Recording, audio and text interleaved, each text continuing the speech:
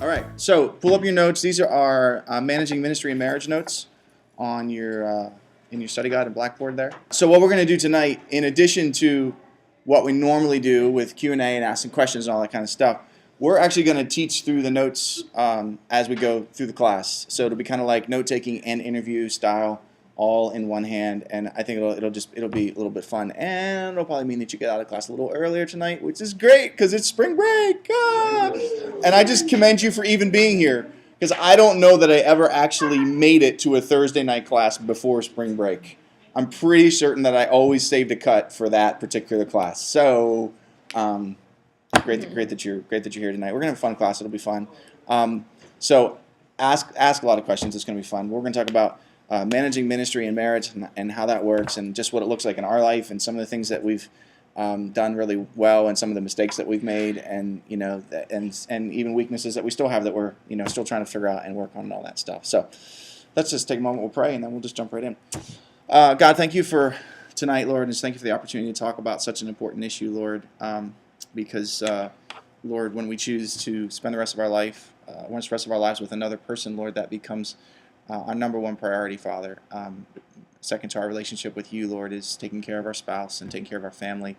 And then we have to wrestle with this call to ministry and dealing with that and juggling all that. And so I pray that tonight, Lord, just be able to have a good, open-hearted conversation about some of those challenges and about some of the different skills and tips that we can pick up along the way to help us navigate through the tension and navigate through all the different challenges that we face in ministry and in marriage. We love you, Jesus. In your name we pray. Amen. All right, so before we jump into the notes, this is my wife, Julie, and we've been married for 16 years, coming up on 17 years. Yeah, I got it right, so she's really proud of me. I don't even know. and I think in the first class I mentioned we have 3 kids, Caleb, Emma, and Ellie. Caleb is 13, he'll be 14 in July. Emma just turned 11 on Monday. And my wife's birthday was actually on Tuesday, but I'm not going to tell how old she is. She can, and then Ellie is 7. I didn't even tell you this. Just true confessions now in front of the class. When I scheduled her doctor appointment last week, they asked me for her birthday, and I honestly couldn't even remember it. And I had to go onto my computer to find it, and it wasn't on my computer.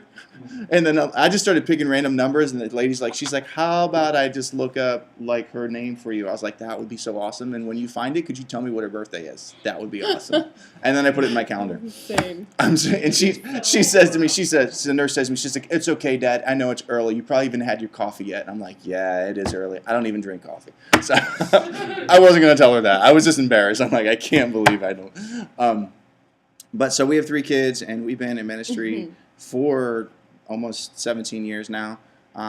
We started Valley Forge here in 1992, and then in 96 we both graduated. We started dating our senior year. The first 2 years we didn't even really know each other existed, which is kind of like whatever. That's not what I heard. We can talk about that later.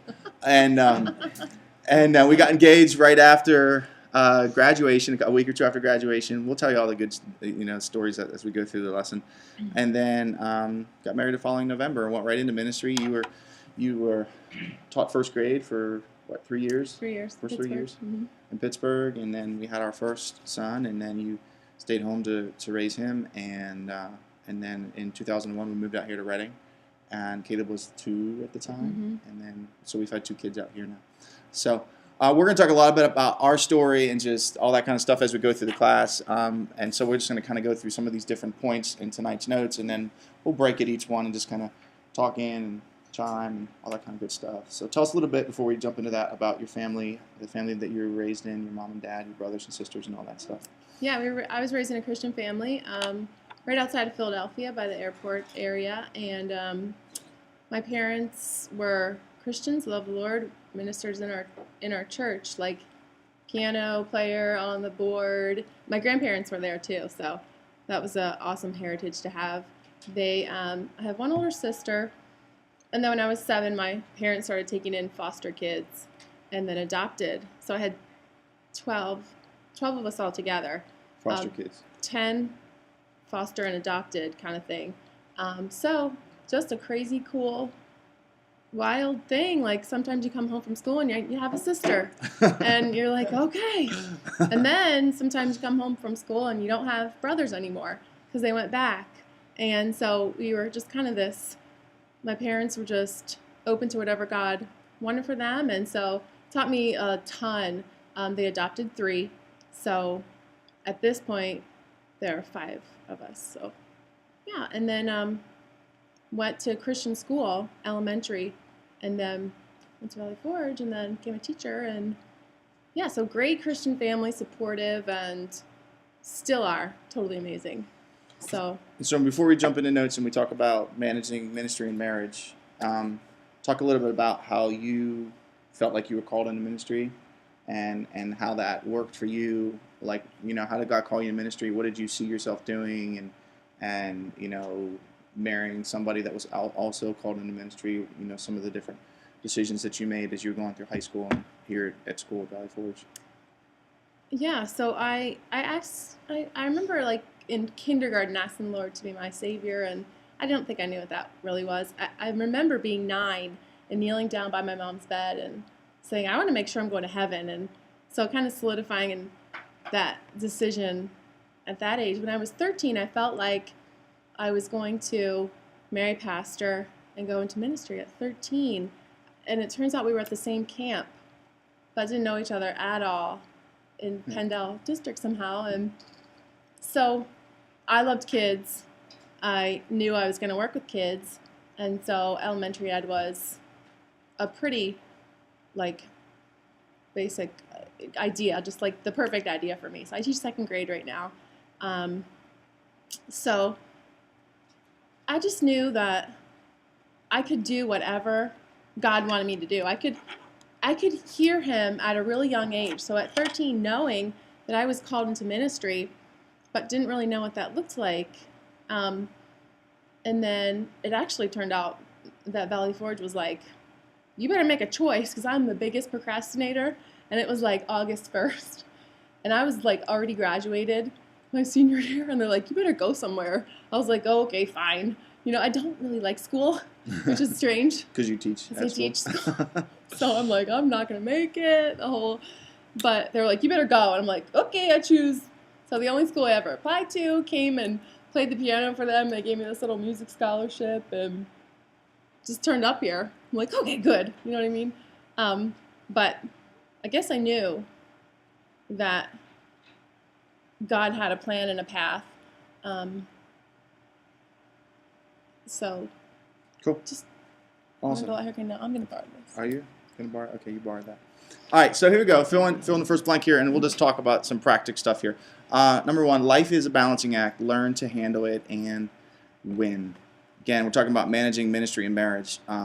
So that's obviously something that we've wrestled with throughout the years, balancing life, balancing the different seasons of life, being newlyweds and going into ministry, and then having our first son and going to ministry, and then just life and everything like that. So what are some of the things that we've done from your perspective? What are some of the things that we've done well when it comes to balancing, and what are some of the areas that we've struggled in?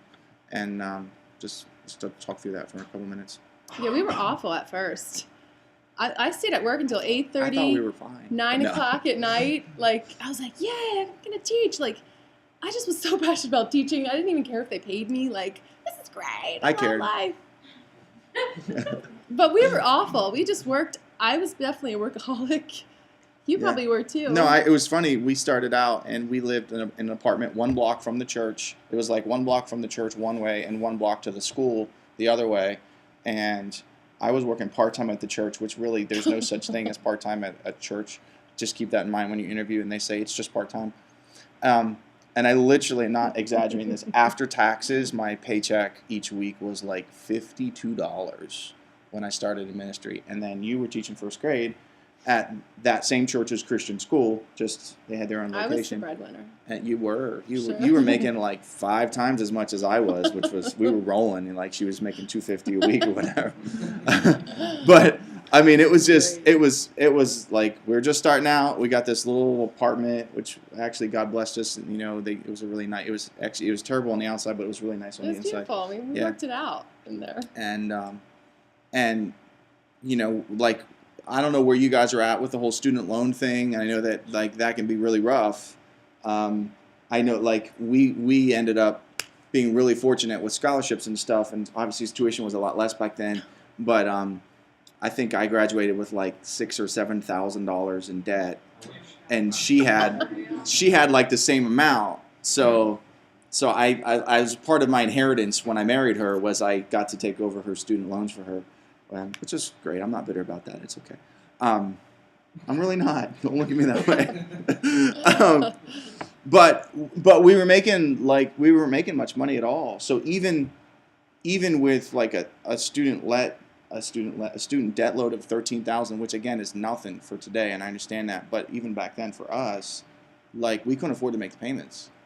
And so initially, we had to basically negotiate with our creditors to do interest-only payments for like the first 2 years until I ended up working, full-time. And so that was part of the balancing act of just figuring out money and, how does it work with calling and finances and doing what you feel like God's called you to do. And I was doing what I felt called to do at the church that I grew up in. I was back in Pittsburgh at my dad's church working for him. And you were doing what you felt like you were called to do, teaching at the school. And you're just kind of like, okay. Maybe I thought you were there too much or whatever. I'm sure we were. Yeah. Yeah, and then I had all these like duties, like pastor's wife duties. I'm like, what? I gotta go where? Like some baby shower. I don't know them. Like, then you have to go to the wedding, and then you have to go to the banquet that the church is throwing, and then you have to go to the extra worship services that week, and then you have to, Right. oh, this is weird. Like, this is rough. And luckily, it was my mother-in-law who was the pastor's wife there. Mm-hmm. And so she taught me a lot and walked me through stuff, but so different, like, because it's a whole nother generation. And so I guess she was training me or teaching me the things that she did, which was run everything. Here's one of the probably the things that we had to learn how to do. Number 2, manage the tension before it becomes a problem. And, and you all know that feeling of tension. Like you feel it when it's like midterms or when it's like finals or just the load of everything coming together. And if you don't take the time to look at the schedule and look at the load and look at, in your situation, in your world right now, look at projects that are due and schedules with family and breaks and papers that need to be written and tests that are coming up and the job that you're working in order to pay the bills that are coming up and all those different things. If you lose sight of all that, all of a sudden, there's like a problem. When you're out of this season of your life and you're in the next season of life where it's ministry and then a spouse that is along your side, there's just a whole different set of tensions that come along the way. And so I think one of the things that we had to learn, and you really can only really truly learn this in the context of that season of your life, but one of the things that we had to learn was like, okay, how do we look ahead and say, oh, this is going to be busy season, or this is going to be full of tension, and so let's address that now, or let's talk through it now, or let's spend a little bit extra time together now because next week's going to be crazy, So what are some of the different things, like ideas over the years, maybe not initially when we first got married, but as we've grown and gotten a little better at it, like what are some of the things that we've done to try to manage those tension moments before they become into full-blown problems? Yeah, I guess especially, well, now it's so different with 3 kids, and I work full-time, you work full-time, so I guess now it's like I'm generally the one who says, okay, it's family night. Like, we're going to focus on the kids, we're going to go out for pizza, we're going to take them somewhere, or we're just going to spend time being together. And then, too, I guess, and I encourage you to take days off after major events, stuff like that. Right. Like, just stay home. And Right. Well, just like 2 weeks ago, we had a weekend where we had fine arts at the church, but I was also away speaking at a retreat on Friday night and Saturday night and Sunday morning. And so it was crazy leading up to that weekend. And then, she had the day off for President's Day. And so we just said, okay, cool, I'm going to take the day off so we can just all be together as a family and we can just, be at home. And I think in the past, like, we weren't always as intentional about that kind of stuff. We kind of like keep right on going, just keep on flying. But you go through different seasons in life, and the season of life that we're in right now is pretty busy, with 2 of us working full-time jobs and having 3 kids, and kids that are getting older and getting more involved. And our oldest daughter, Emma, is she started playing basketball this year, so she's got like 2 practices a week and then different games. And then Caleb's real involved with music at the church and stuff that he does. And, so it's like just more tension, more stuff coming up, trying to manage all of it. I even think of like this week. Like, we've had something every single night this week, and that's not norm for us, but it's just like Sunday night, juniors and seniors coming over to our house for a small group. Monday night, I'm at the church because we were having some revival services, and so I had to go in and play keyboard with the band. Tuesday night, Emma has a basketball game. Wednesday night, church. Thursday night, tonight. So like tomorrow night, we're just all going to die, basically. No, we've got a Oh, no, that's sleepover. right. We have a sleepover tomorrow And we night. got homecoming. And then we have our parents coming and our in-laws on Saturday. Right. So Yeah. we're Busy. going to manage the tension here real quick. You guys can just look in for a second. But here. too, I So- text him and I said on Monday, today's Emma's birthday. You have to go into church, pick her up at 3:15, do Right. something special. So he shows up at the school, gets her. So you have to chisel out time for what's and you already do that. And Whatever's you need, important to you, you do and it. you need your so. spouse to remind you of those sorts of things, because me being just typical average guy, I don't necessarily think about that kind of stuff. Like, oh yeah, it's my daughter's birthday on Monday night, but the church needs me. Okay, yeah, it's okay, about no big deal. Like our tradition, and this is like one of the ways that we like celebrate birthdays, and it's just kind of like one of our fun ways of connecting, which is the next one here. Just go to that one. Find your own creative ways to connect. So with our kids on their birthdays, Julie started this tradition where the morning of your birthday, we get up early and we make, what are they? Sweet rolls, sticky Cinnamon rolls. cinnamon rolls. I don't know what they are. We make them. This guy. We make them like all the time. And so we, it's like first thing in the morning. So for me as the dad, I'm just kind of like, it's better than that. Actually, on the tray, I lay out the cinnamon rolls in the number that they're turning. So if you're 12, your cinnamon rolls are lined up like this, and I'm doing the 2 backwards for you people. 12 right there. second grade So teacher. then you get it out, and you're like, you're 12, and then you take their picture. This is fabulous. Women, write this down. But like for me, like one of Julie's core values in life is she loves to create fun moments for us as a family. And one of the things that I've had to do as a spouse is just realize she's really good at that. I'm not as good at that. I need her to give me ideas for how I can creatively connect with our kids. So I would have never honestly probably taken the initiative to think, oh, it's Emma's birthday. I'm going to pick her up after school and I'm going to take her out somewhere. Did I have the time to do it? Yeah, definitely. I just didn't think of it until she said, you know what, hon, like, you're going to be here in the morning and that's great, but you're going away all night long. You should do something special for her. So, I pick her up after school. I mean, it takes no effort whatsoever. I pick her up after school. She's excited just because Dad can pick her up. And I'm like, well, where do you want to go, Emma? Let's do something special. And she's like, well, what does special mean? She's like, does that mean like food? And I'm like, yeah, let's go get something. What do you want? She's like, I want a Frosty from Wendy's. I'm like, all right, Frosty from Wendy's it is, And so I thought at first that he wasn't doing it. Like, he knew all these creative things. You're just not doing it. Like, what do you... So, like, after you get over that, like, in the beginning, you're like, oh, I love daisies. Why'd you buy me roses? You know what I mean? You're thinking the guy really knows all this stuff, but you don't know it. So, connect. Really just girls, talk we just and write it ask down. and Just write this say. down in your notes. Like, They he is don't not- know. He is not holding back. They don't. Those 3 words will save They you a don't lot of know tension. They what you're don't thinking. know. They don't know what you want. They don't know what your kids need sometimes. But sometimes. Yeah. So if you haven't, like, he has ideas for me, he'll tell me. I have ideas for him. I tell him.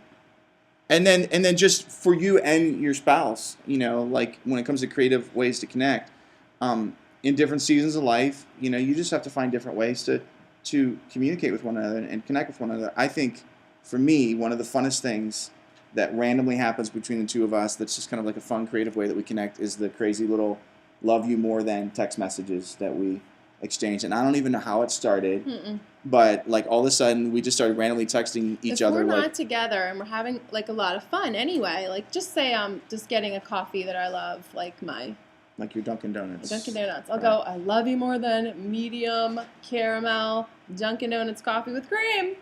And I'll send it. Right. And And I'll text you go. back and I'll be like, I love you more than Venti iced green tea with sweet pumps of sweetener from Starbucks.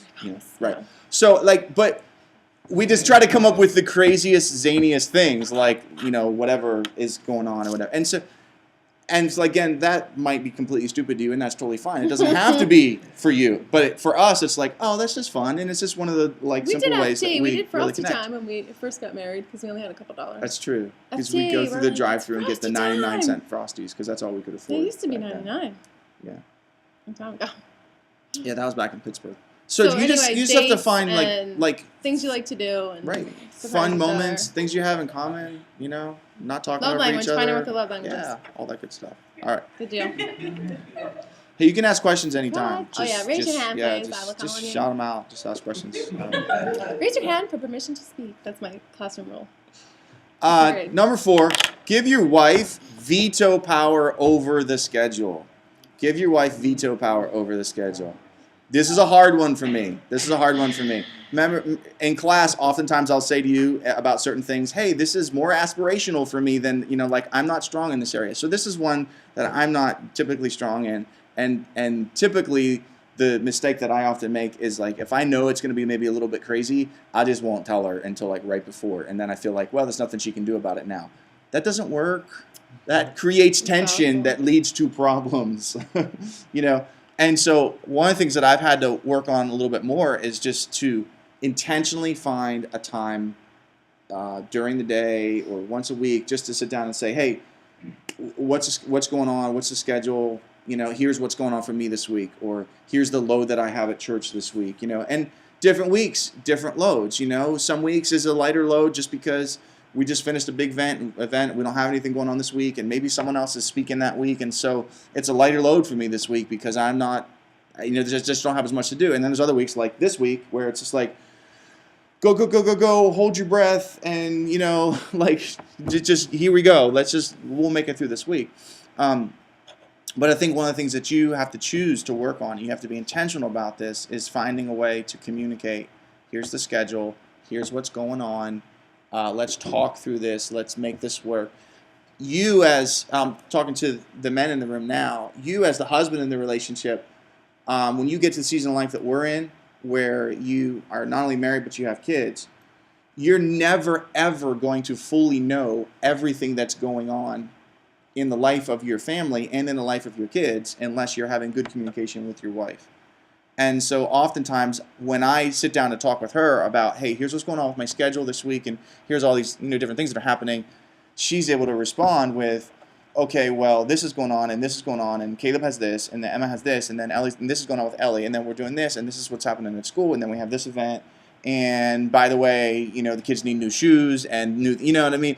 And so you're just fostering the opportunity for good, clear communication during that moment. One thing that really helped me during all this time and discussing all the things that need to get done is that I need to know when are we going to hang out, or I need to know when is it going to be over, because that's just how my personality is. And so if I know that vacation is coming up in June, then I can hold on.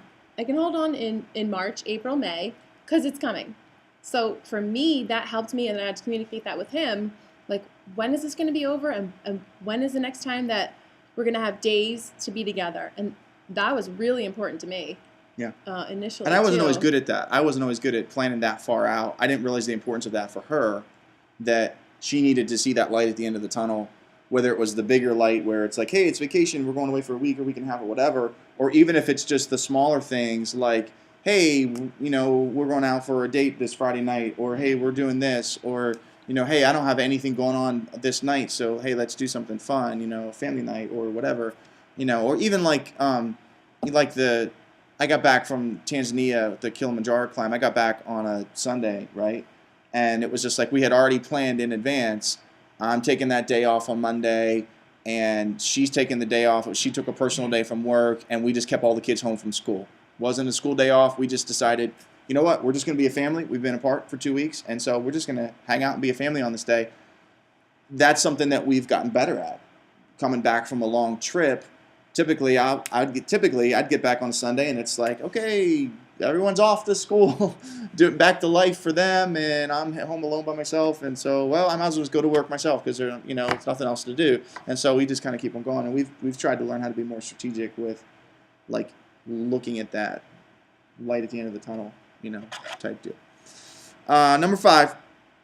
So one of the things that we've actually done this one pretty good. Turn week-long youth trips into family vacations. Leverage the moment. Okay, so we discovered, like, right when we first started in youth ministry, that there were certain trips that it was really great if we just brought the whole family along, and it wasn't a true family vacation per se, where I was able to be with the family the whole time, but it was some really cool moments that we were able to have in the evenings when I wasn't busy with our students, or the day after, the event was over or whatever. So I think we've done Florida 3 times now over the years. We've done different trips down there, some like National Fine Arts trips, and one year we took a bunch of kids to like a student leadership camp and different things like that. And so we're just kind of able to leverage some of those moments as hey, this is cool, we're doing ministry, but See, we're I would also, rather go than stay home. I have 2 kids, and I'm going to be feeding them and changing them and, raising them in Pennsylvania, or I'm going to be feeding them and changing them and raising them in Florida, and then maybe I can even take them to SeaWorld. And Right. we drove, actually. That's when we had 2 kids, and they're both really young. We drove to the SeaWorld with a 2-year-old and a 5-month-old. And all these teenagers. Here we go. Was that like a dozen teenagers or something? Yeah. And I didn't see them really a whole lot, except in the evenings and stuff. But, like, I don't know, man. Find a girl who's, like, adventurous and ready to do anything. Mm-hmm. I have a lot of fun that way. Yeah. Or you can leave her home. Stay home. It's hard, but Make sure you take all your vacation time each year. Some of you are prone to be workaholics, and you'll go, and you'll get to the end of the year, and you'll be like, oh my goodness, I have X amount of days left. Whatever the situation is with your church, it'll all be different. On a side note, when you interview somewhere, make sure you ask the question about paid vacation. Make sure you bring it up. Make sure you ask if it's part of the benefit package that they give you. Make sure you understand what it means. How much do they give you starting on day one? Is it accrued time that you earn over time? Does it increase from year to year? Are there certain benchmarks where it increases? In our situation at Glad Tidings, they've updated it recently, but if I remember correctly, you start with a minimum amount of sick days. You earn, I think 5 vacation days after your first 90 days or something like that. So you're there for at least, vested for at least 90 days, which is pretty typical in most businesses anyways. And then after your first year, a couple more kick in, and then after year 5, more kick in, and after year 10, more, and after year 15, and so on and so on. And they've just approved a sabbatical policy at our church, which is like for every 7 years of ministry, you get a 4-week sabbatical. And so ask those sorts of things up front so that so that there's no surprises. I could tell you horror stories of friends of mine, youth pastors, that went in situations just thinking that they'll get like the standard week or 2 weeks of paid vacation that most pastors get, only to find out that they didn't get it, or worse, to find out that they did get it, but they had to use it to take their kids to youth camp. And I literally have friends that are like, yeah, I took my kids to camp. This is our vacation. Like, what do you mean this is your vacation? Like, yeah, basically the church told us if you want to go to camp, you're going to be at the office all week long. You're going to have to take your vacation time to do that. You want to take your kids on a missions trip? Well, you're going to have to take your vacation time to do that. Ask those kind of questions up front so that you know what kind of situation you're getting into. It doesn't mean that you might not still decide God wants you to be there, but at least you know up front what the situation is so you can make wise decisions about how much time you have to work with. Whatever time they give you, take it. Use it. Make yourself take it, however it works out. Our season of life has been a little different with vacation time. I've always, not so much for Julie, but I've always found it really hard in youth ministry to take a lot of vacation during the summer months because we've got so much stuff going on that it's hard to sort of fit that stuff in. So I've had to make it a priority based on what she said earlier about I need to see a light at the end of the tunnel. When she started working full time, that summer vacation became like huge deal for us as a family because she was working all year long. I think you only get 5 personal days for the whole school year. And usually I use them on my kids when they're sick. Right. And so that summer vacation was like, I just had to figure out I have to find a way to make it work because if I don't, we're not going to ever have a family vacation other than the week of between Christmas and New Year's, because the kids are in school and she's teaching. When before you start teaching, we were homeschooling our kids. So that was easy. Vacation was easy because if I took off, like a couple weeks in December, or took off a week in the fall or something like that, it was great. I was home with the family. We could go wherever we wanted. We were homeschooling the kids. Our whole life changed whenever God called Julie to go back and teach. And so that meant we had to adjust. And for that, it meant, okay, we have to prioritize some time in the summer in order to take vacation time. But even with that, we can't get in all the vacation that we would like. And because I've been in ministry for over 15 years at our church, at Glad Tidings, being in ministry for over 15 years gives you, I think, it's like 23 days off per year. Well, if you work your days and you don't have to take off like your day off that you get every single week, that's like 4 weeks worth of vacation, which is awesome. It's great. I usually get to like October and I'm like, I still have 15 days left. What am I going to spend these days? What am I going to do? And I make myself take them. I just, I'm at the point where I've learned enough to say I need to take these days. And so the running joke, like with my staff at church and even my friends at staff at church, they're like, so are we going to see you at all in the month of December? And I'm like, not much. I'll be here like 4 days, but other than that, and, you just use it strategically, use it to rest. If you have a little bit of an introvert side to you, like I do, there's going to be great moments to just sit and be by yourself and journal and write and pray and, just kind of go, through those different really helpful disciplines that sometimes you're just so busy during the year that you just totally forget in order to do that. This ties right along with it. Request comp time after long weekends or week-long trips. Again, this is a great question to ask before you go to a church. Ask them, do you have a comp time policy? And oftentimes what churches will say, because churches are notorious for not really having good business practices, oftentimes if you ask a question like that, a church will say, well, we don't really do comp time. We just kind of, we just kind of take care of our staff. We just look out for one another, kind of take care of, And I would just say, well, what does that mean? And so I would give them some specific examples, such as, well, most churches are going to give you 1 day off a week. So sometime during the week, Monday through Friday, you're going to have a day off. That's what most churches do, because typically weekends are busy and you're not, off every single Saturday and you're not off on Sundays at all. So you're usually getting a day off during the week. So I would just paint a scenario for a church if I was interviewing with them and they said, oh, we'll take care of you, we work with that stuff. And I said, well, let's just paint a scenario. Let's just say that that my weekly day off is a Monday. For me, it's Friday, but hypothetically, it's Monday, and I decided to take the students to youth camp. And so on what would normally be my day off on Monday, I take the students to youth camp, and I'm at youth camp. I worked on Sunday, and then we left, and I did camp Monday, Tuesday, Wednesday, Thursday, Friday. We got home, and on Saturday, I was like back in the office trying to get caught up and getting ready for Sunday. How does that work? Do I take an extra day off the following week? What do we do there? Those are the kind of questions you need to ask yourself. Like, is there a comp time policy where they're comping you for extra time that you've put in?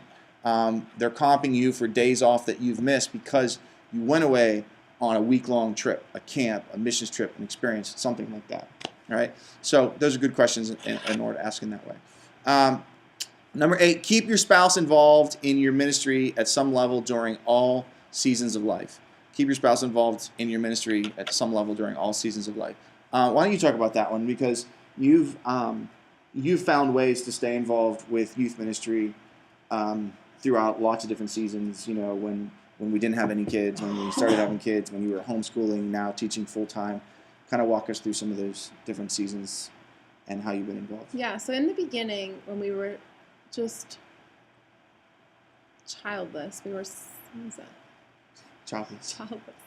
We just we did everything together right. in church. Like if we had an outreach or whatever it was, we were there from the beginning till the end, kind of thing.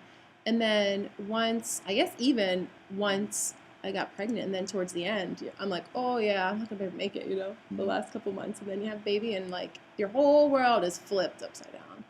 This is nuts. Who is this child? We have to watch him every second of his life, and I was supposed to go here with you, and now you just drag him along, So that's how, in the beginning, we just brought them everywhere possible, They're tiny. You can carry them. You can just bring them Stick 'em in anywhere. one of those little things and Concert. just I mean, take this 'em along. stuff. We were in these loud venues with these little guy at conventions and whatever, and I went to speak at a youth camp, like, what, 3 weeks after Caleb was born, or yeah, 4 weeks after? And we're like, yeah. dude, welcome to the family. Let's go to New York. And it's just Yeah, the like, child hit about 6 or 7 states just in the first 3 or 4 months. yeah, it was So crazy. we were just ready to roll. We were New England and Maryland and Pennsylvania and Delaware. That's just what we did. We didn't Yeah, really think we were about it. all We just did over. it. Yeah. I guess he was healthy, and so we just took him wherever. And then had another one, and then it gets a little harder. So you're like, okay. You go from like tag team defense to man to man. yeah, so that basketball thing. So It's more exhausting, you know. it's exhausting. And then you have 3, and you go to a zone, but you're down 1 man, and you're just like, okay, you got that, you That's got tough. that. That you know, is watch back door, way watch back, you know, tough. just That is way tough. So you go from, involved in every single thing to, mostly back into everything. And then with 2 of them, and use the youth group kids too, like for babysitting and actually, I don't know if we ever actually left them with teenagers. very few. But, You when didn't you really go trust to them church, enough. they can push that little thing around and they'll let them into your family. And of course, they came into our home all the time. We had idol night Wednesdays. Yeah. We would bring in popcorn and iced tea. That was our thing. It was cheap. Like, come eat our sweet tea. Come drink our tea and eat our popcorn. And so bring them if you can't go all the time. And so then with 3 kids, it just got. Now, I wasn't real keen on youth ministry anyway. She didn't really want to go into youth ministry. Ministry's great. I just don't know about these teenagers. What is up with them? Like, I can deal with like a 7-year-old. That's my thing. I know what you're thinking, and and plus they listen to you. So when you get to be a teenager, you're like, okay. So I grew into that. It was always, not always a small group leader in our youth group, but often small group leader, because you can drop the kids at the nursery and then pick them up. And at one point, it just got way too much. Mm. Like all 3 of them. Then I went back to school, and like, I wasn't even going to youth group. Like, Yeah. I For was a couple just, years, it was just she just couldn't be involved. I just couldn't do everything. Yeah. Right back into teaching full time, 3 kids, and then trying to do as much as I could. And that the cool point that thing I just is put that up fits right along with what we're talking here, so I just put that in there. Identify your season of life in ministry and adjust your expectations. The cool thing is the church didn't hire both of us. Right. They just hired you, and I could come and go. And not that I'm not going to use my gifts, and I did other stuff in the church, women's ministry, started a MOPS ministry, mothers of preschoolers, was like ministering to 40, 50 women on a weekly basis. But I was in my zone, and he was in his zone, and trying to stay connected with what he was doing. He would say, come to this, Mm-hmm. meeting. This is a big one. Like, Mm-hmm. awesome, I'm there. And every retreat that we went on, I would try to always go Mm-hmm. to the weekend And- winter retreats and other. And now, like, we're moving into a new season now because our oldest son is in the youth ministry, and so there's a lot more motivation for Julie to want to be there, and also go on some of the different retreats. And so you're going to go through seasons. One of the questions that you should ask when you're interviewing at a church is, what are your expectations for my spouse? If you're the male interviewing, you're asking on behalf of your wife. If you're the female interviewing, you're asking on behalf of your husband. What are the expectations for my spouse? Great question to ask. Listen really careful to the way that they answer the question. When I interviewed with Pastor Brian at Glad Tidings, and I asked that question, what are the expectations that you have for my wife? He looked at me and he said, I have no expectations for your wife. I'm not hiring your wife, I'm hiring you. If she chooses to be involved in your ministry or in another ministry, that's great. If not, because she needs to stay home and take care of the kids, that's great. That was the answer that I wanted to hear, But that's not every senior pastor, and that's not every church situation. And so you should know, going into whatever situation you're going into, what are their expectations, and make sure that you understand what they are, or else you're going to find yourself in situations where all of a sudden you're sitting down with your direct report, an executive pastor or a director of a U or your lead pastor, and they're having conversations with you about, your wife isn't really here that much, and it would be really great if she was here, and why didn't your wife come tonight? We were Glad Tidings for 12 years. Pastor Brian has never, ever asked me one time, why my wife wasn't at a youth event or youth service or a church service of any kind. And that's not because it's a larger church. That's just because that's the way he runs his staff, and it's the way that he runs his family too.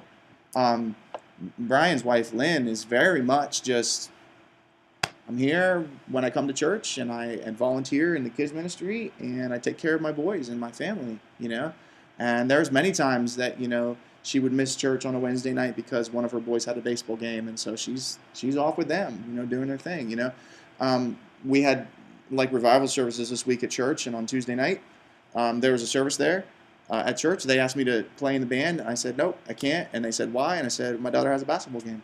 I'm going to the game. And they're like, okay, that works for us. So we weren't there, So you want to know what kind of environment you're going into. Mm-hmm. And again, it's not that one environment is better or worse than another. It's just that you need to know what the environment is, what the expectations are, because you're going to go through different seasons of life, and you're going to have to adjust as you go through those seasons. It won't be the same. Some of you will get married. You'll meet someone here at school. You'll get married at school or right after. You'll go into ministry together, and you'll have a similar experience to what we did, where you just go, and it's all fun, and it's exciting, and you have the time to do that. And then at some point, you might decide, hey, we want to have a family, and that's going to be a new season of life. And then extra kids, and that's a new season of life. And then add a dog, that's a new season of life. I just said that for you because I knew that you'd make like a crazy face. He's great. We love him. Dude, he's awesome. He's great. Just move on to the next point. Number 10. We kind of talked about this one already. Have a weekly calendar or budget meeting. This is, again, we have to work hard on this. We're not very good at this thing of like, let's sit down and talk about the budget for this month. I forget most of the time to initiate a conversation with her. She forgets to initiate it with me. And so it's just one of the things, like every year, it's like, okay, we need to do better this year. We need to do better this year. Yeah, we forgot to have our February meeting, and February is almost over. We should do the March meeting tonight. If we have a February meeting, we'll be on track. Yes, awesome. Because tomorrow starts March. So things you got to work on, all right? Number 11, give your spouse instant access, this is huge, to any electronic device you have, including all passwords. Give your spouse your spouse. That's good. I like it. Spice is better. Give your spouse instant access to any electronic device you have, including all passwords. And this is huge. We talked about accountability already in the class. You're going to be in ministry together. You better learn how to and want to have accountability with the person that is supposed to be your best friend in the whole world. Right? That doesn't mean that you don't need other friends in your life to be accountable to, and it doesn't mean that you don't need other friends in your life to have real, honest conversations with when you're going through things and you're wrestling through things. But you need, your spouse to be somebody that you can confide in, and part of that confiding in is to say, hey, listen, there's no secrets.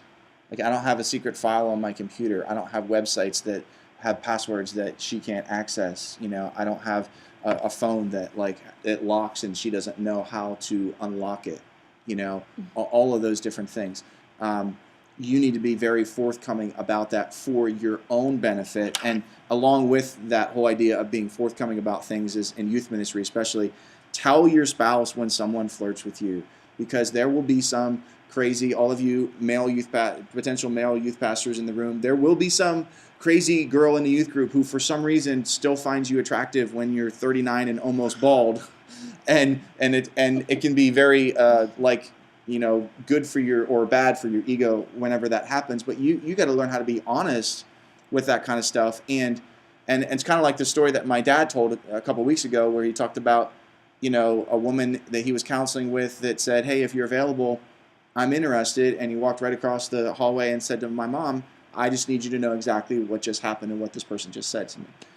And those sorts of things will happen in youth ministry, and you have to learn how to protect yourself. How do you protect yourself? Make sure your spouse knows all of your passwords and has access to everything. And that's going to help you to feel like, you know what, I'm going to resist the temptation to ever go somewhere online or to ever look at something or to ever have some sort of conversation with a teenager, knowing that at any point of time, my and I'm just going to put a bunch of these up because all of them kind of go together on this one topic here, and you can fill in the blanks, and then you can listen with your eyes. Beware of flirtatious teenagers. That's what we're talking about. 14, allow your spouse control over how you interact with teens of the opposite sex when it comes to hugs, physical touch, etc. Number 15, write emails and text messages like your spouse will be copied on it. All of those things are a huge part of you being in youth ministry long term, because there will be snares that the devil will set for you, and there will be temptations that will happen that you don't even see as a part of your future, but the devil will find ways in order to make those things happen. And so talk to your spouse when someone flirts with you. Talk to them. Be on guard against teenagers that are just too flirtatious and just too like, yeah, just back off, sweetie, or or whatever. And for me, on number 14 here, allow your spouse to control how you interact with teens of the opposite sex. There have been times where I've specifically said to Julie, what are you comfortable with when it comes to me and girls in the youth ministry? Is it okay if I give them a side hug? Is that all right? Are you okay with high fives? What are you okay with? Okay. What are you not okay with? All right. And so we have to have those conversations. One of my junior high pastors who worked for me a couple years ago, and this was just the agreement he had with his wife, and I respected it. He wouldn't touch a girl in the youth ministry. Like, the only thing he would ever do is like, hey, give me a high five. That was it. That was all him and his wife were comfortable with. All right, cool. I respect the fact that you guys have had that conversation, and I respect the fact that that's your standard. Awesome. For me and Julie, it's always been like, yeah, it's okay. It's okay to, give a girl a side hug or things like that. Like that's all right. I'm okay with that. And so that's only okay because she's okay with it. There have been times, and I remember like one retreat in particular, we were at a retreat, and there was a couple of us guys and girls, and we were just kind of having fun or whatever. And so it turned into like this, like it was raining outside. And so I grabbed one of the girls by her hand, and I took her outside, and because she was getting all wet outside, and there was a puddle out there, and I ended up kind of like fooling around, and I pushed her into the puddle or whatever, and it was all fun, and everyone was laughing or whatever. And I remember when that was all over, Julie pulled me aside, and she was like, I just want you to know, I'm not comfortable with that at all. I didn't like the way it felt when you were doing it. I couldn't get your attention and tell you to stop. I didn't want to embarrass you. I really would love it if you never do that again. Okay, that got my attention, But you need to have those kind of conversations with your spouse and that kind of openness on those very specific issues. And this girl, she didn't have a father. She didn't have anyone in her life that, looked after her, took care of her, grandfather, uncle, nothing. No, like, positive male figure. So although part of me understood, this is the big brother-father thing. Right. She never had, and she needs positive interaction with a male, So I get when girls are like, I've got no one, I've got nothing, and, you and I are praying with them, or they, need a hug or whatever, like, and usually we're together. Yeah, and on that note, just on that, when you find yourself in ministry settings that are high emotion ministry settings, altar calls, the end of a retreat, mission trip experiences, at moments when teenagers are just really, really, really emotional, and there's the opportunity there for you to do some real deep ministry with them. Those are golden moments, but you never want those moments to be stained or interfered by the enemy because of like some overly emotional interaction that takes place. And like, so for me, that when we go on a retreat and I've got a girl who's just sobbing her eyes out and she's just crying and everything like that, I'm okay with that girl coming up to me at an altar and sticking her face on my shoulder and crying her eyes out when my wife's standing right beside me. Like, I'm all right with that because she's there. And typically what I'll do is this. I'll pray with her for a minute or two, and then I'll say to her, hey, I want you to go with my wife right now. And I want my wife's going to pray with you for a little bit. And then let them kind of go off to the side. And so in that situation, what I've done is I've given them that attention that they probably need, especially if I'm thinking of the one girl this past year at road trip, you're probably thinking of the same girl. She's had lots of trouble in her family. No father figure, terrible family situation. Lives with her grandmother, the whole bit, and she needs that male role model in her life, but she also needs to bond with a female as well. And so like that, sometimes you can handle those high emotion situations by making sure that you're together. Question? So how do you handle those situations where a female from that type of home life needs that model? How do you feel a need to kind of somewhat fulfill that through teaching biblically, and that's as far as you get? And second part of the question is, how do you handle a student that's very touchy, very close? That's just part of their personality is they see you, they hug you type. Mm-hmm. How do you with love say, listen, this is appropriate? We'll take them one at a time. The first one, I do feel very passionate and very called, and I think you do as well. We want to be spiritual moms and dads to the kids in our youth ministry. That was one of my goals going into youth ministry, was to be in it long enough to where they would see me that way.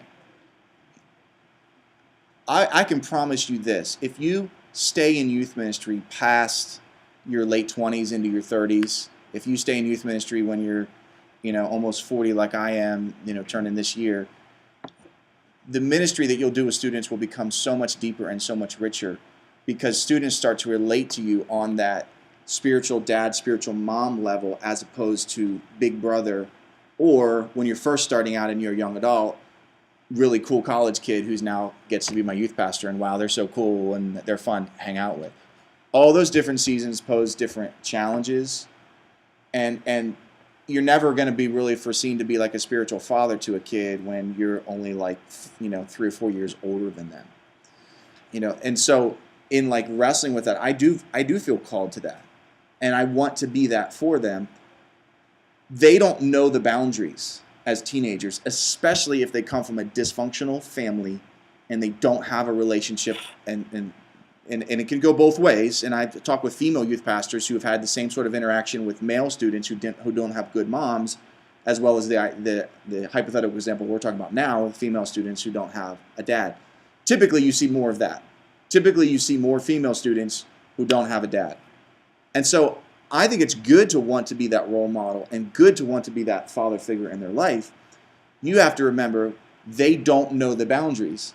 So you have to set the boundaries.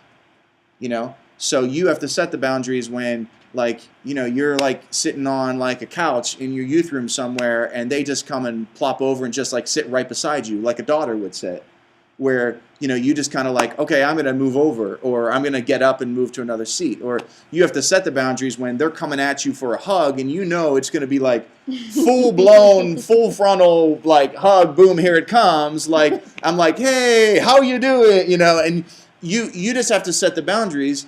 And over time, when you consistently act the same way, they learn what's appropriate and what's not appropriate.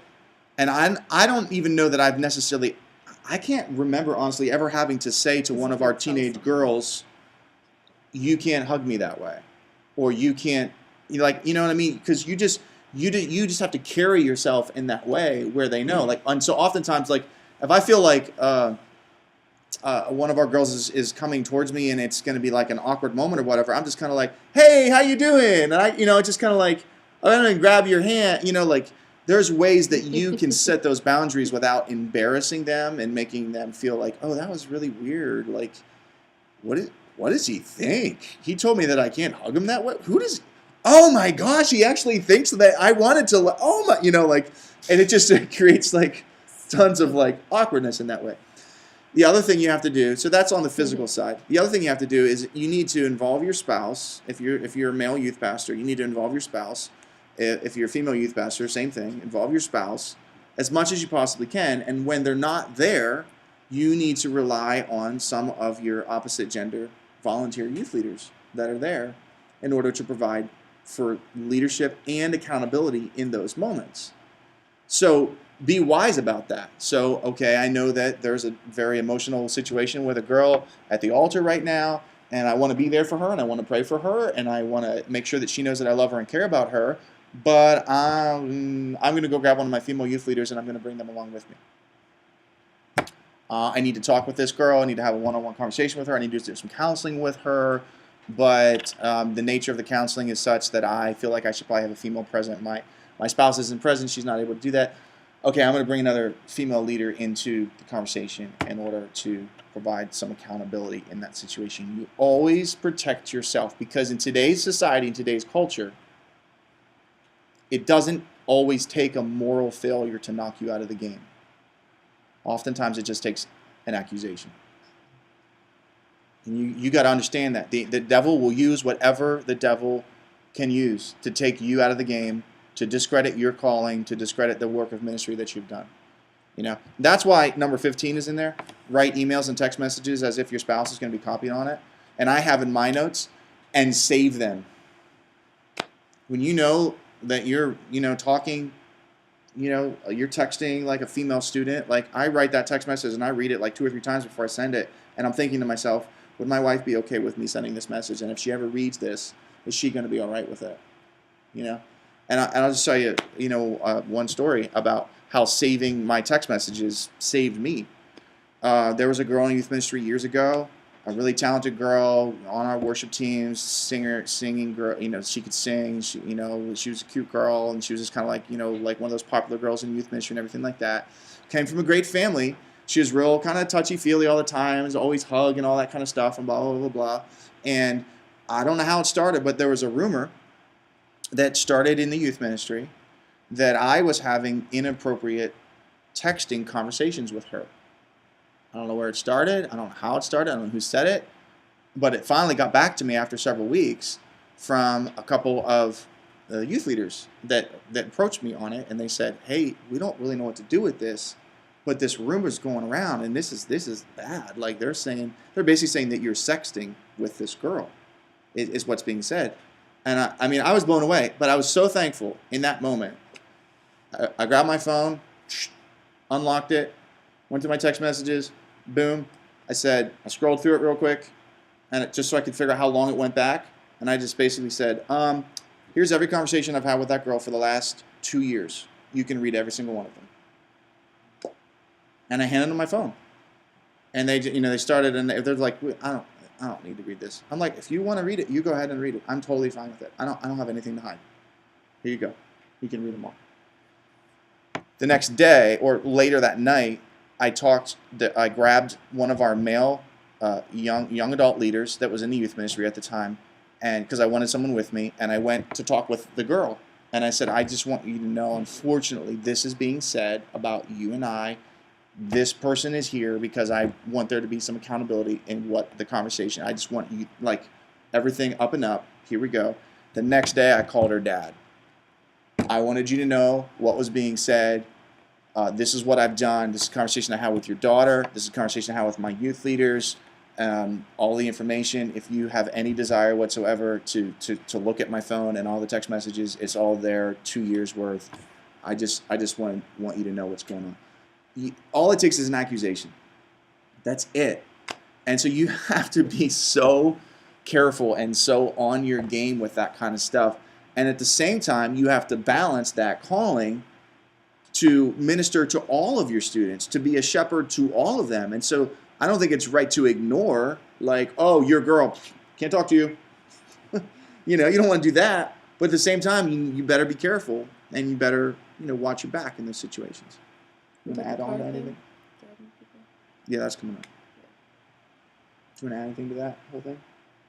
Well, I think just maybe there were a couple times where I would see situations and say, and to myself, she's so much cuter than me. She's, this whole thing. And then you just can't play mind games as the wife. You just have to go, okay, ask questions, be honest. Here's what I think. And at one point, there was somebody at the church, and I think I just came to you and said, just something random. I don't know. Do you like her? Just tell me. Do you love me forever? And just solidify everything. Even if things start to feel weird, just talk about it and work it out. I put these in your notes because I thought these were really good. And we'll roll through these. we'll roll through these, and then a lot of the other stuff that's in your notes is just there for reference for you. So we'll go through these, and it'll take us a little bit past our break, but actually we're just going to finish class. Is that cool? All right, good deal. These are written. These were originally written by Ed Young, who's pastor at Fellowship Church in Dallas, Texas.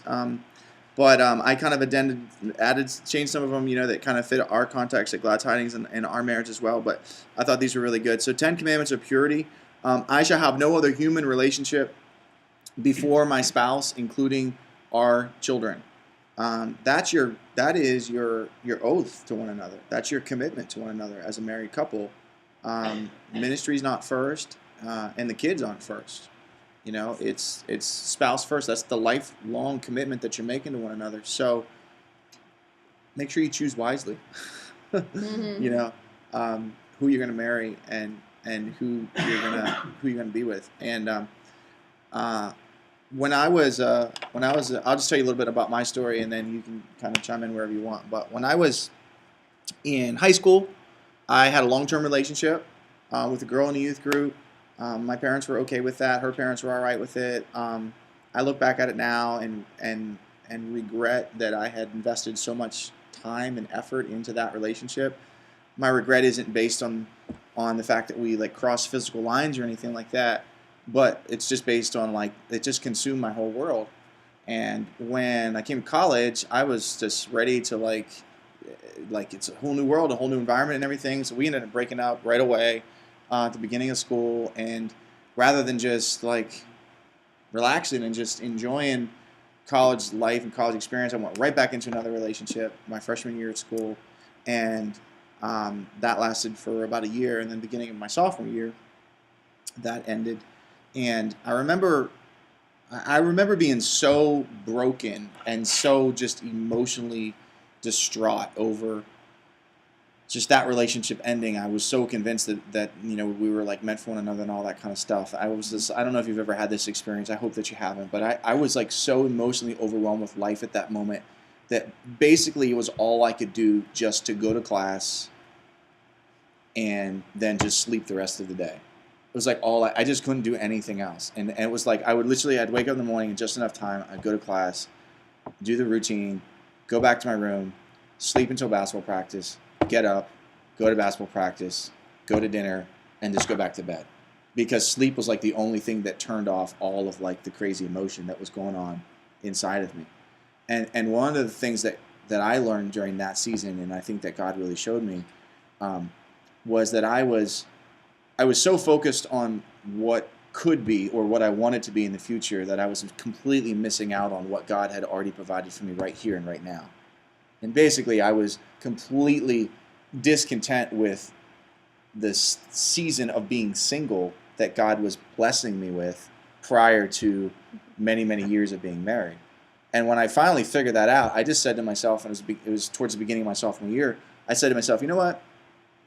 I'm done dating until I meet somebody that I feel is potentially the one that I'm going to marry.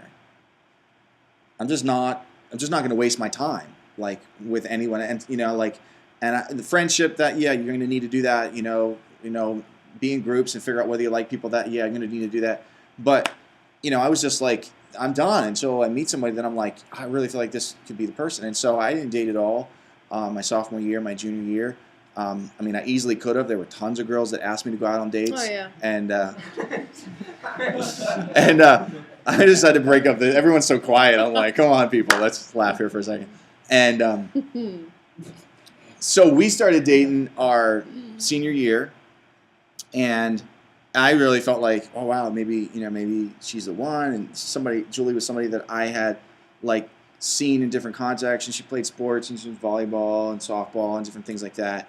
And so we started dating, friendship, and little by little, and just, and by the time we got to the spring semester of our senior year, now we're a couple months away from graduating, and so now I'm wrestling with this.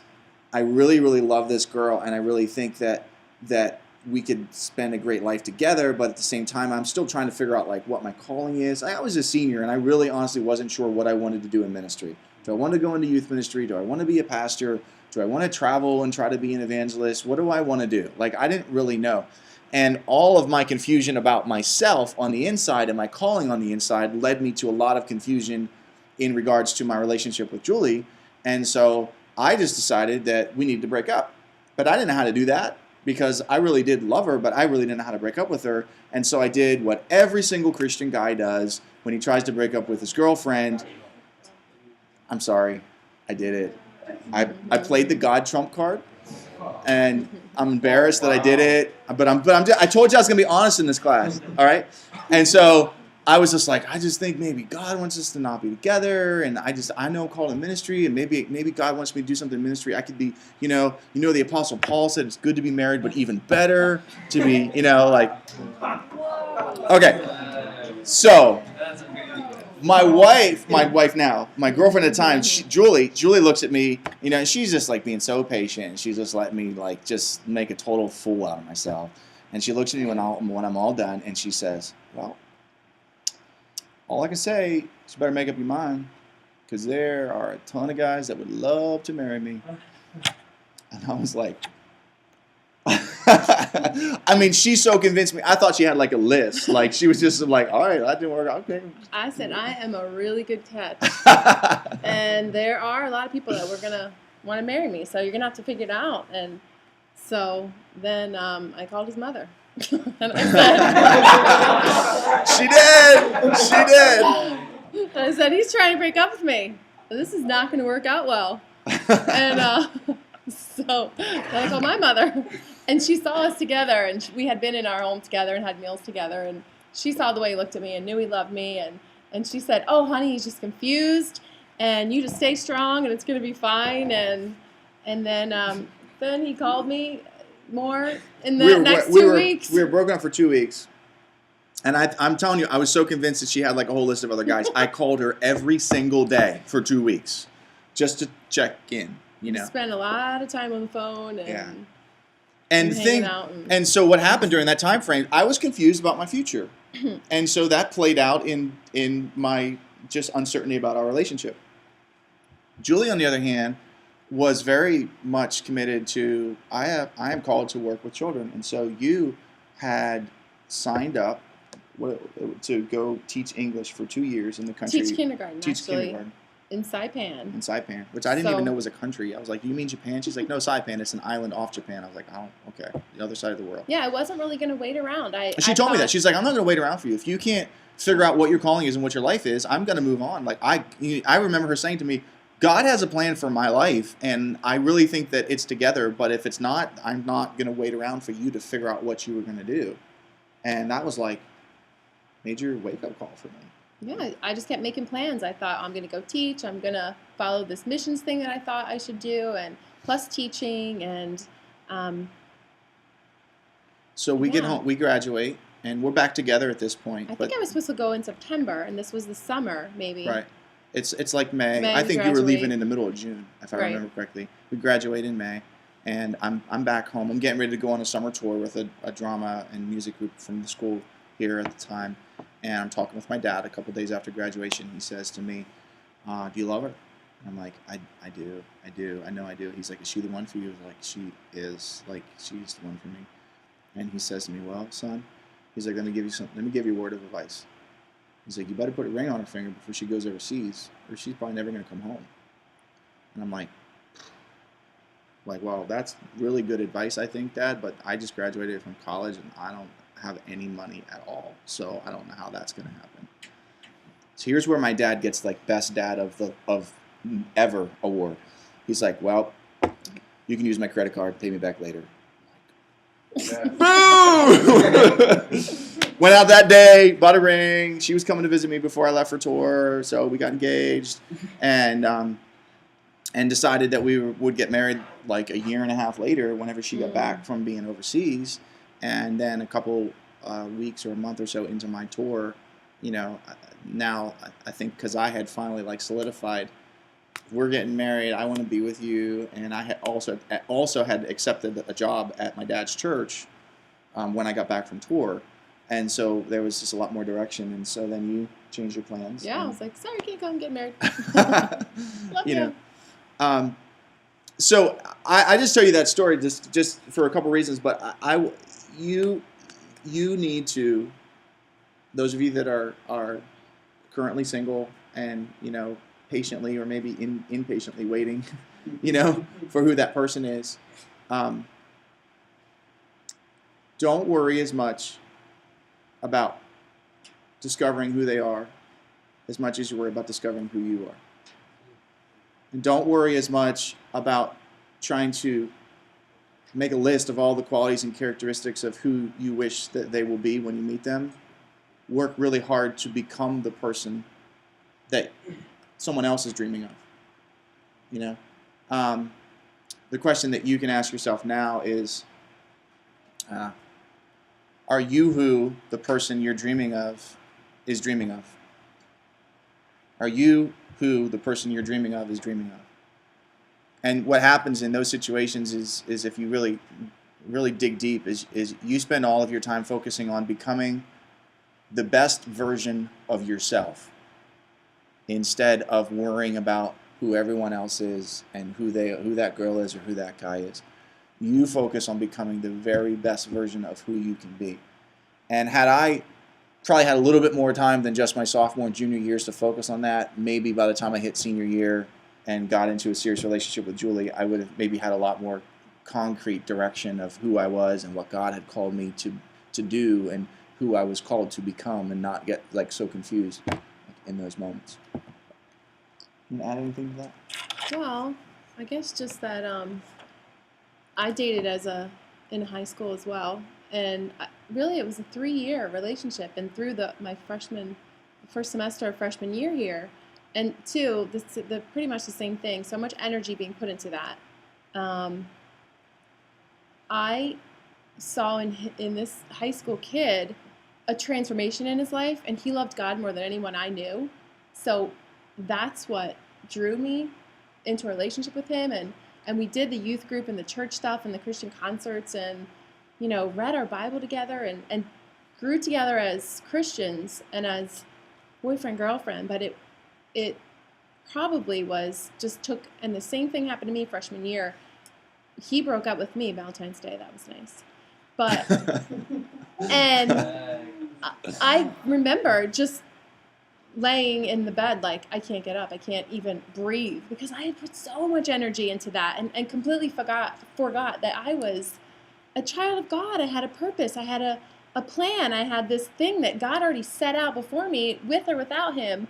And just as a girl, I put too much stock into what he thought, but I feel like I still maintained and grew as a Christian and grew as a child of God, and but the friendship thing, I wasn't able to, grow and get that many friends, because every second I had to pick up the phone and talk to this guy. Broke up with him, dated someone else.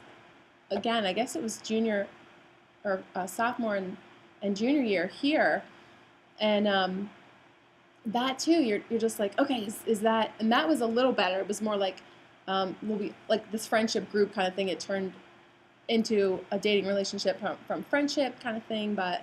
I guess, yeah, just work on yourself. Know who you are. You're a child of God. You were made to glorify him. You're not here to please people. You're not here to find someone, and they're gonna complete you. This whole movie thing that we say, it's just not it's just not what it's all about. It's about, being able to find someone you're gonna love and walk through life together in ministry. And I guess I knew who I was when we started dating. Like, This is it. Yeah. You're gonna. And Julie's confidence was very, very attractive to me, and very comforting to me as well. And so I would say that to you, all the girls in the room who maybe you've been through seasons. Not all girls go through it, but some girls do. Maybe you've been through seasons where you've really wrestled with insecurities, and you've really wrestled with who you are, and all the different. And not that I didn't wrestle with all that stuff too, and I think all humans really do. Yeah. But I think that wrestling with insecurities and things like that, just be grounded in God's word, and just this comparison game with people it's just so not worth your time and energy. And And I know for me as a guy's perspective, and I'm not speaking for all guys here, but I think it probably is a majority of guys, that it was her confidence in who she was as a woman, and her confidence in who she was as a child of God, her confidence in her calling, and her confidence in knowing that God had a great plan for her life, and that if that plan didn't include me, that's okay, because God still has a plan for my life. That confidence was very, very attractive to me, and it was in those moments that I realized that is the kind of woman that I want to spend the rest of my life with. Somebody who has a passion and has a calling, and they know who they are. And so sometimes we go through seasons as young adults where we just have to really dig deep, and we have to work on those things. And if you're in one of those seasons, male or female, if you're in one of those seasons where you're wrestling with calling, and you're wrestling with direction, you're wrestling with confusion, and you're wrestling with some major issues in your life, then maybe it would be good to not be dating around at this season in your life. Maybe it would be good to just settle in and say, you know what, God's given me a gift of being single for a year or a couple of years while I'm at school, and be okay with that, and embrace that, and take advantage of that, and leverage those moments. Because when you do the math at the end of life, if you get married when the average person gets married between 23 and 27, 28 years old, and you have a good, solid, healthy relationship in marriage, you're going to spend 3 times more married in your life than you are single. So take advantage of the moments that you have. I had invested so much in my high school relationship that when I came to college, I didn't have any friends except for the girl that I came to college with, my girlfriend, who we ended up breaking up. Then went right into another relationship, invested all my time in that relationship, got to the beginning of my sophomore year, and I looked around, literally looked around and said, I don't have any friends. The only guys I even know are all the guys on the basketball team that I play ball with, and we're not really even friends. We just play ball together. And it was a real wake-up call for me that I had just invested so much of my time into the wrong area, that what I should have been doing is investing time into me and becoming who God wanted me to be as a man, and becoming the best version of myself. I put the other 2 up there for you, and again, just these are 10 Commandments of purity. I shall remember our date night and keep it holy. We're getting better at that, but we're not as good with that. It's a little easier now because our kids are older. So our kids are finally old enough in the last couple of years that they can actually stay home by themselves, And so right now our kids are all home by themselves. You didn't get any emergency phone calls, did you? So the house didn't burn down. And so it does get a little easier, but again, you have to go through seasons, and you have to adjust, throughout the seasons, and just kind of work through that. You can make a date like at the kitchen table. True. You can just say, okay, Really we're making inexpensive. coffee, sit here next to me, and just sit there. Put this thing down, turn it all off. Turn it all off. Put the electronics away. I shall honor my spouse on anniversaries and special days, so that I may live long in the land of the Lord that the Lord has given me. That's important. Jesus, there's a fire. In my family, with my spouse, her birthday. Oh Lord Jesus. Her birthday is a national holiday that lasts all week. Oh. We have to celebrate. It used to be. It used to. Well, I still feel the pressure. We have to celebrate. Oh, all you week have long. pressure. Yeah. Sheesh. There's pressure. Yeah, there's pressure. Okay, so he's not going to know that you don't want a plant on Valentine's Day. Did I ever So buy you a you plant? bought me a plant I don't remember that. one time. So you got to write down what you want, and vice versa. We had a great birthday this week. Do you know why? Oh. She loved her I was gift. gonna bring She it. was blown away by her gift. Why did we have a great birthday? Because a month before her birthday, I put it on the eBay wish she list. emailed me the eBay link and said, I've always dreamed of having one of these. I'm like, I've been doing this for almost 17 years. I'm smart enough to know that's what she wants for her birthday. And then once I put the flowers in the inbox that I wanted. That's so that was a true. great Valentine's Day for me. I know. That was funny.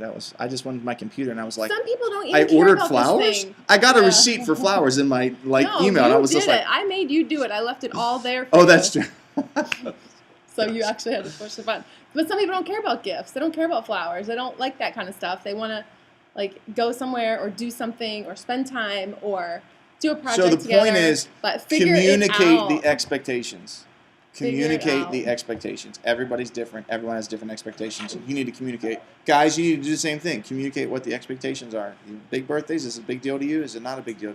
My birthday is not a big deal. I'm like, oh, whatever. Go, just kids make me some cards at school, whatever. I don't, like. He's like you know- if he needs it, he already gets it. So I'm like, oh, Yeah. now do I get you? She's like, what do you want for your birthday? I'm like, oh, I already bought it like 2 months ago. Nothing. So I want it. So Yeah, or Um, you just bought me this. Thanks. I shall not take the covenant of marriage in vain. We talked about that a lot already, just about choosing wisely. So we'll move on from that. Number 5. This is a good one. I shall not ride in a car or eat in a restaurant alone with a member of the opposite sex. I watched my youth pastor practice this all the years in my youth group. We had a church van. It was a small youth group. It was like 25, 30 kids. He used to drive people home like every night after youth group, and after every trip, like Pastor Rick just drove everybody home. This is what he did. And I was always the last one in the van. Partially because he knew that, the pastor's kid wouldn't get in trouble for getting home late from a youth event, but also just because he wanted to make sure that he wasn't stuck in a situation where he was kids got off and he didn't realize it, and all of a sudden it's like, oh, I'm driving this one girl left in the van all by herself, home. Again, it's not always the moral failure that takes people out of the game. Sometimes it's just the accusation. Sometimes it's just the church person that happened to see you driving with someone and then say something about it, and now all of a sudden rumors start and away it goes. We've always lived by this rule, and the only time I've ever made an exception for this rule is when my wife gave me permission to make an exception to it. I had a female youth pastor on my staff years ago, and we had a situation where there was we needed to go somewhere together, and we both knew what the rule was, because we both held to that same thing. It was just kind of one of those awkward moments, and I was like, I don't really know what to do. And so I just picked up the phone and called my wife, and I was just like, hey, this is what's going on, and what do you want me to do? I need you to make this decision. And so she made the decision. She said, you know what, it's okay. I trust that woman. It's fine. It's cool. And so she gave approval, and and I think on that trip, I was doing all kinds of extra texting, hey, we're doing great. Hey, everything's, but really great rule to have in your life to protect you from accusations. Number 6, I shall not travel alone. This one's more along the lines of when you're going away for a weekend, maybe to speak at a retreat or do just different things like that or whatever. I'm not really in a situation I think this is a really good thing to have. I'm not really in a situation where I always have somebody that can come along with me. My son's getting older, and so I think it'll be easier for me to bring, my son along or do things like that. But typically what I do in those situations when I am going somewhere and I'm flying somewhere, going somewhere when I'm by myself, is I make sure my wife has all the information. She's got the itinerary, she's got the hotel information. We're constantly in contact with one another. Again, the goal is for her to be completely in the know about what's going on. Unfortunately, even in those situations, you have to realize you are opening yourself up to the potential for accusation. And so just even having one other person there can save you from a lot of heartache. Number 7, I shall not counsel a woman with the doors closed. I always recommend 2 things when you are counseling a woman or a teenage girl is one, that the door is open or slightly cracked open. So there's that appearance of anybody could walk in here at any time from the outside and from the inside. If you find yourself counseling with a teenager that maybe has some inappropriate motivations, or a female, or vice versa, just apply this across the board.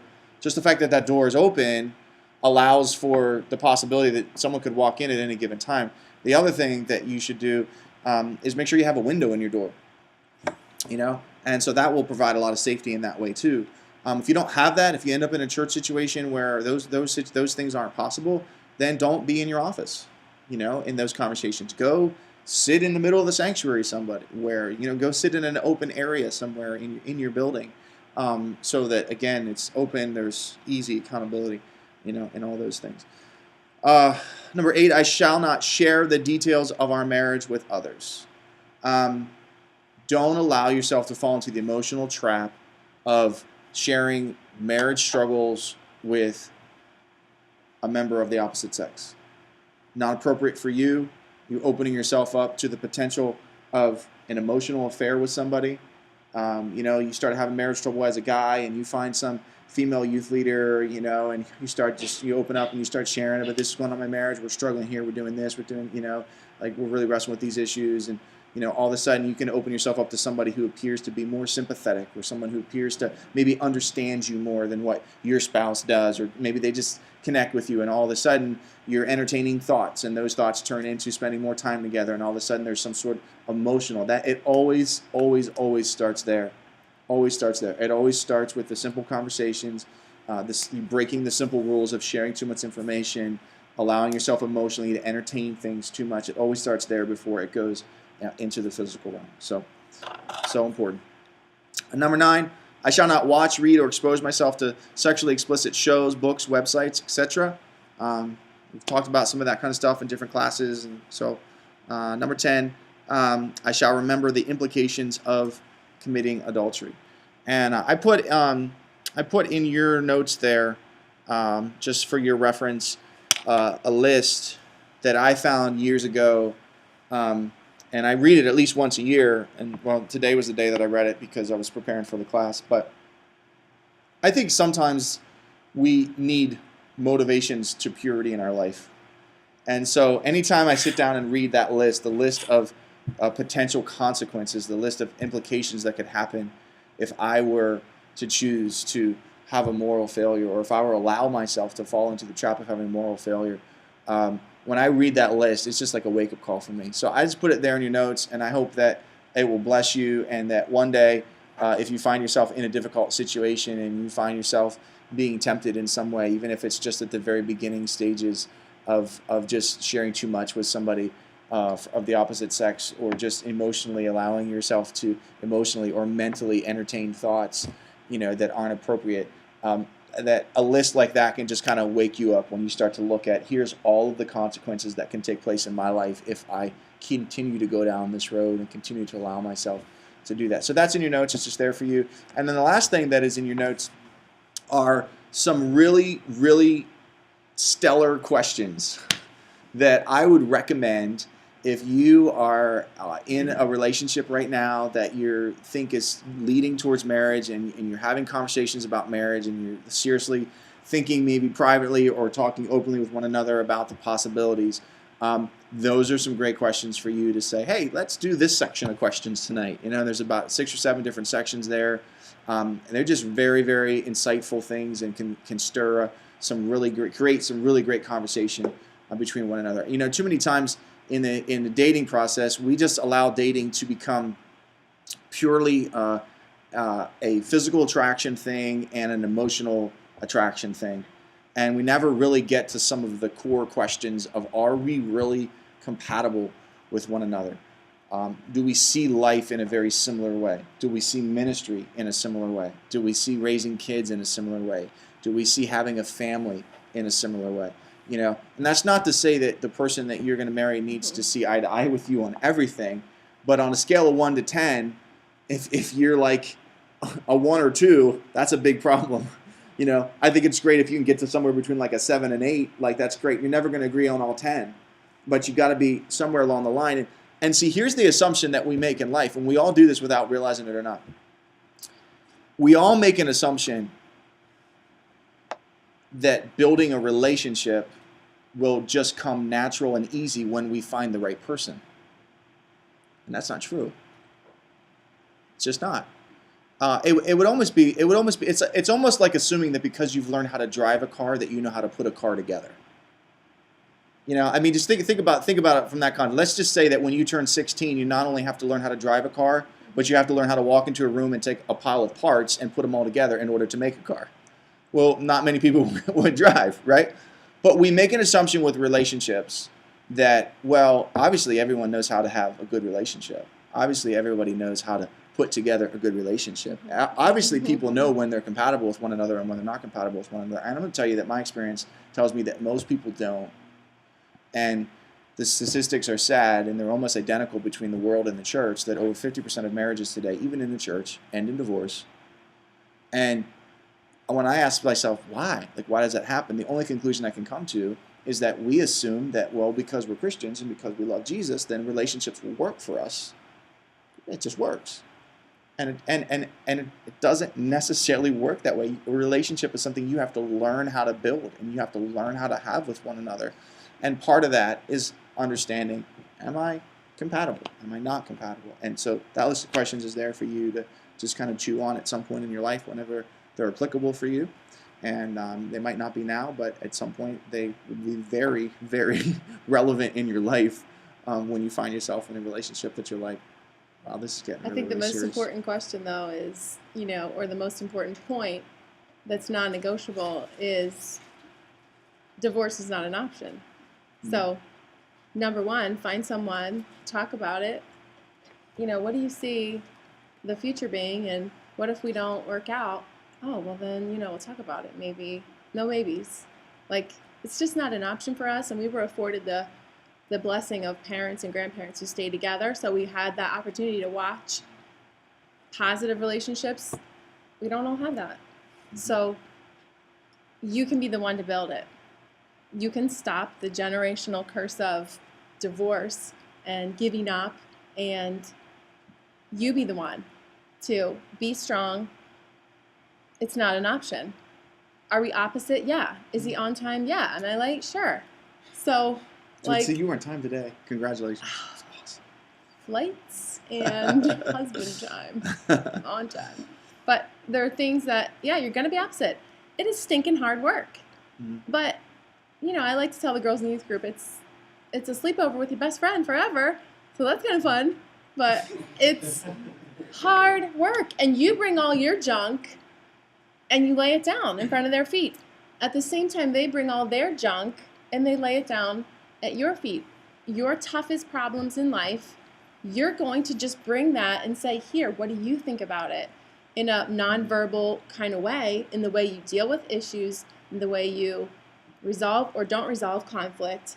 So you're bringing your biggest fear and you're just giving it to them.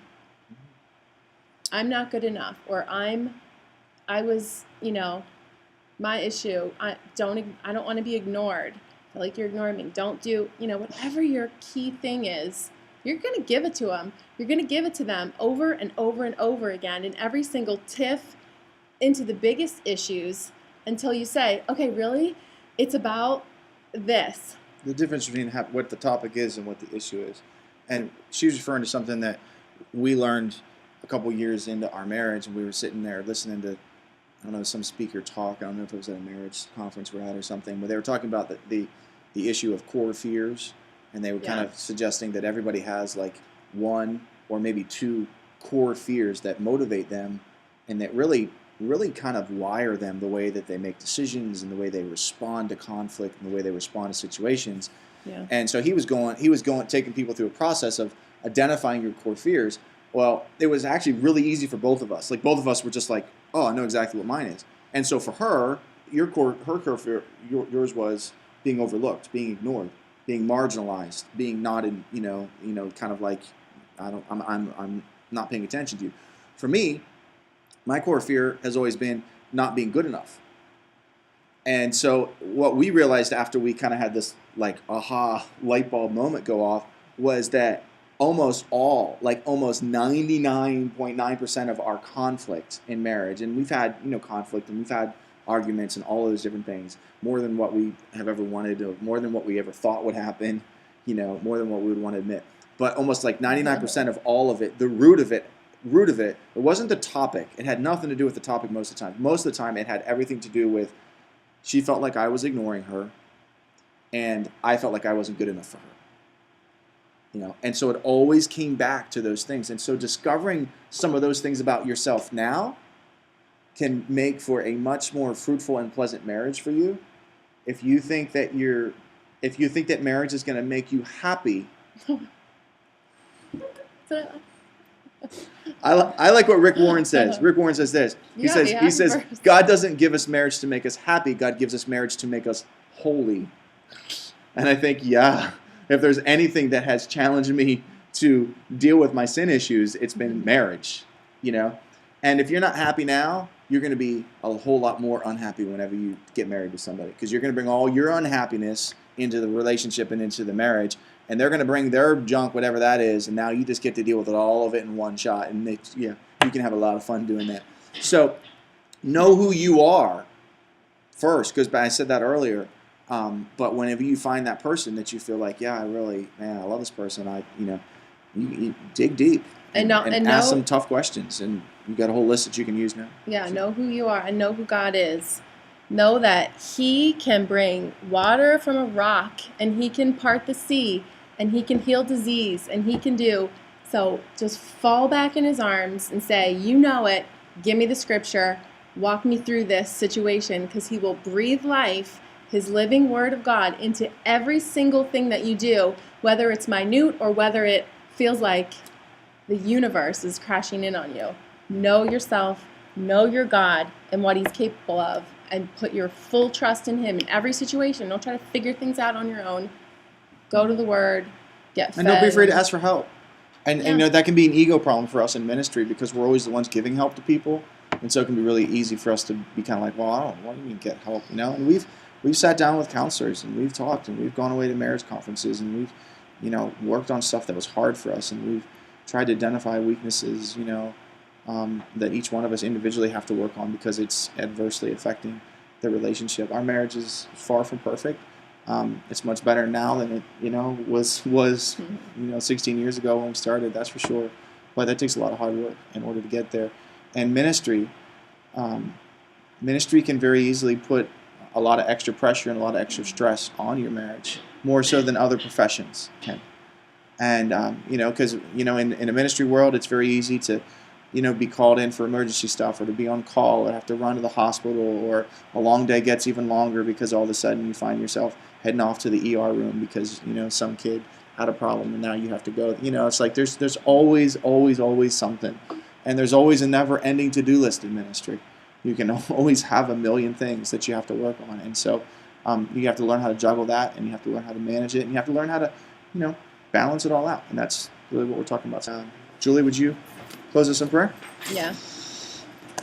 Heavenly Father, we just thank You for this night. We thank You for who You are. Thank You, God, that You are holy, You are good, You are wise, and we can come to You.